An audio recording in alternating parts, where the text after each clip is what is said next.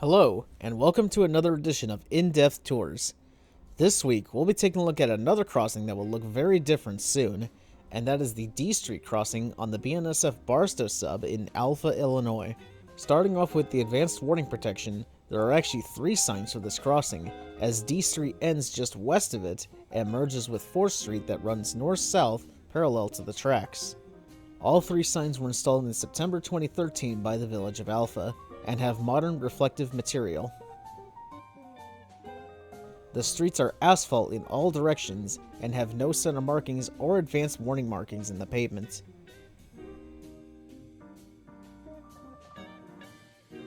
Moving on to the crossing signals now, these are 1980s era WCH signals installed by the Burlington Northern and replaced a pair of crossbucks.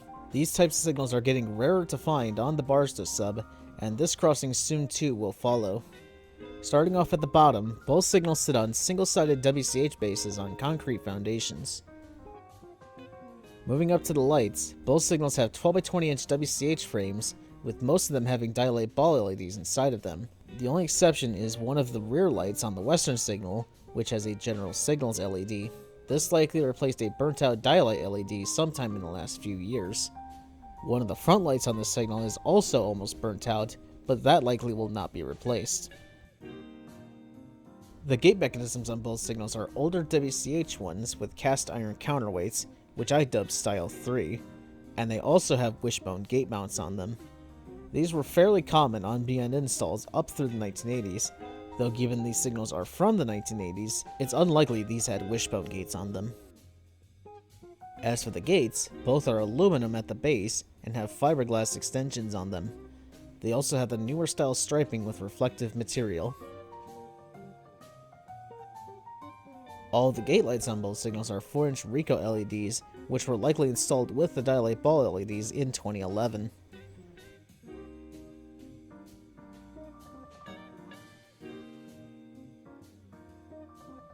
Both signals also feature older style wind guards, likely made by WCH, but I'm not entirely sure.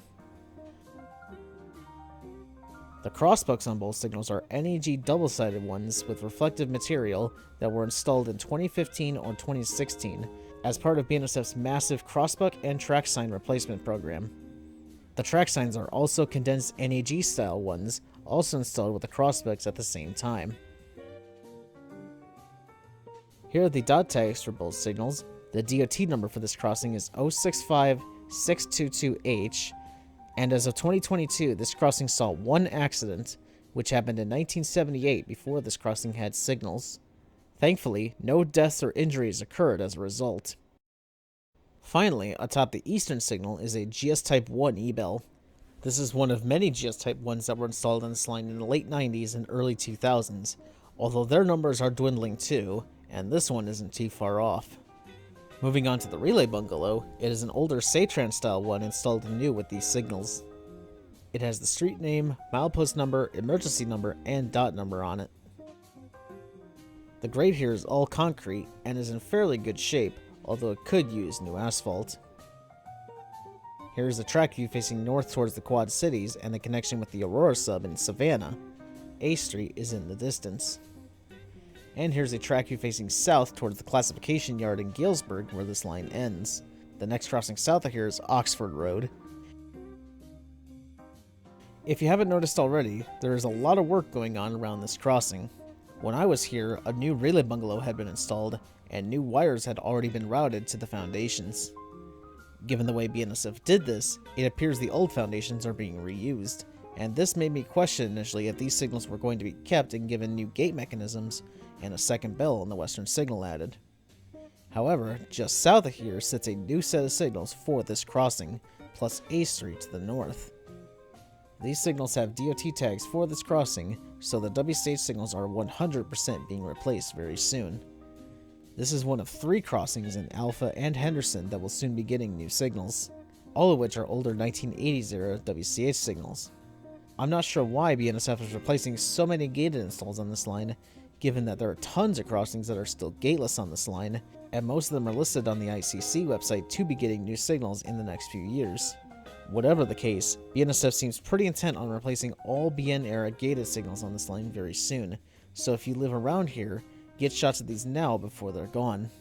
Once these 3 crossings are replaced, the last crossings on this line with WCH gate mechanisms will be Black Road in Fenton and Fremont Street in Galesburg.